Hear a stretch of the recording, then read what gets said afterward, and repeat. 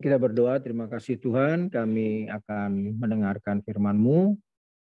Mohon Roh Kudus menolong hati kami, pikiran kami boleh mengerti kebenaran firman-Mu. Dalam nama Yesus kami berdoa, amin.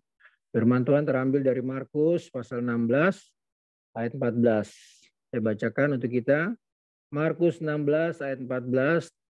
Akhirnya ia menampakkan diri kepada ke-11 orang itu ketika mereka sedang makan.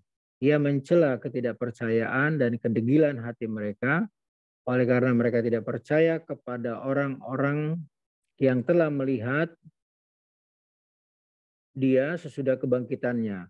Lalu ia berkata kepada mereka, pergilah ke seluruh dunia, beritakanlah Injil kepada segala makhluk. Amin.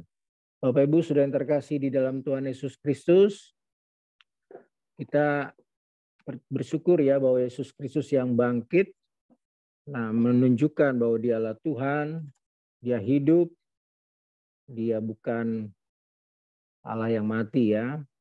Bukti bahwa dia itu hidup, dia menampakkan diri kepada murid-murid dan kepada banyak orang ya.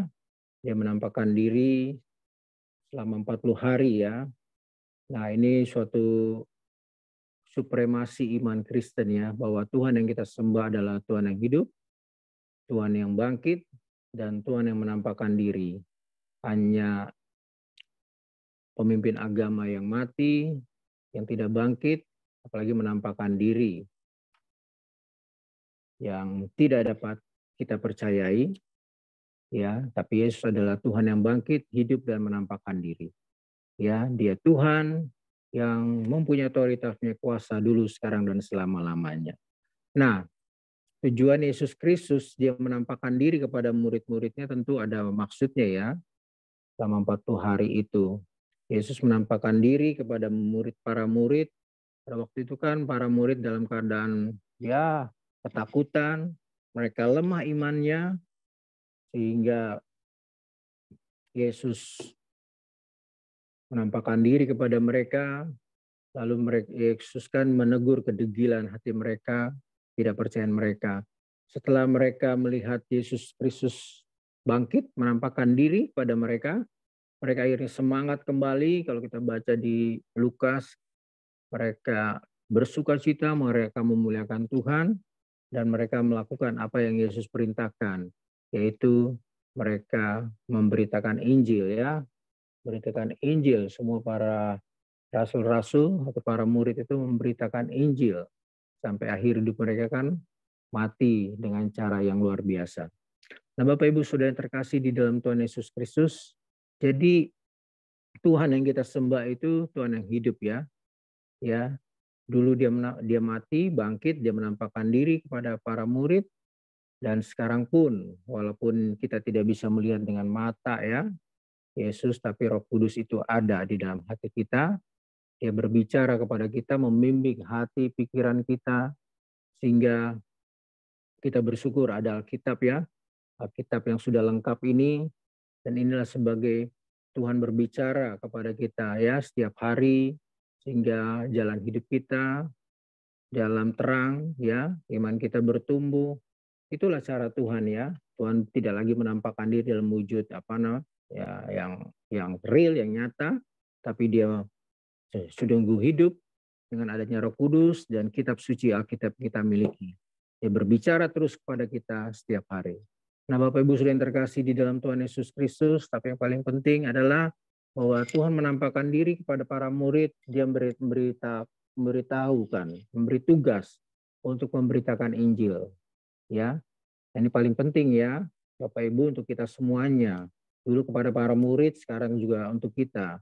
Jadi pemberitaan Injil atau amanat agung adalah tugas kita semua. Jangan kita hanya puas Yesus bangkit, tapi kita tidak memberitakan Injil. Ada ratusan juta orang di Indonesia, entah itu saudara kita ya, entah itu ibu kita, bapak kita yang mungkin masih ada yang belum percaya kepada Yesus Kristus. Kalau kita mengasihi mereka, ya kita harus beritakan Injil ya, bahwa Yesus Kristus yang bangkit dari yang orang mati, dialah jaminan yang bawa kita ke surga. Ya, bukan para nabi, bukan rasul, bukan siapa-siapa ya. Hanyalah Yesus Kristus. Oleh karena itu mari kita terus semangat untuk memberitakan Injil ya. Walaupun apapun resikonya kita harus beritakan Injil ya. Minimal Bapak Ibu kalau kita tidak mau memberitakan Injil, kita mau berdoa, doakan penginjilan ya. Doakan hamba Tuhan ya, doakan gereja, doakan para misionaris ya. Ya, doakan suku-suku yang belum terjangkau agar mereka boleh dijangkau, dilawat oleh Tuhan melalui pemberitaan Injil, baik oleh berbagai media ya, apalagi zaman internet sekarang ya, di zaman teknologi canggih. Kita doakan ya, supaya banyak juga boleh mendengar Injil. Akhirnya mereka mendengar, percaya kepada Yesus dan diselamatkan. Saya menantang kita semua, ayo, mari beritakan Injil dengan berbagai cara ya. Akhirnya Bapak Ibu yang terkasih dalam Tuhan, Yesus Kristus bangkit, dia menampakkan diri, dia hidup selama-lamanya. Amin. Mari kita berdoa. Terima kasih Tuhan untuk Yesus yang bangkit, hidup dan menampakkan diri kepada para murid, dan kebangkitannya ataupun tujuan dia menampakkan diri adalah supaya iman kami terus menyala-nyala, iman kami terus bertumbuh, berakar, memasukkan buah, dan kami terus memberitakan Injil. Terima kasih Bapa, meteraikan firman-Mu dalam hati kami, dalam nama Yesus kami berdoa. Amin. Oke Bapak Ibu.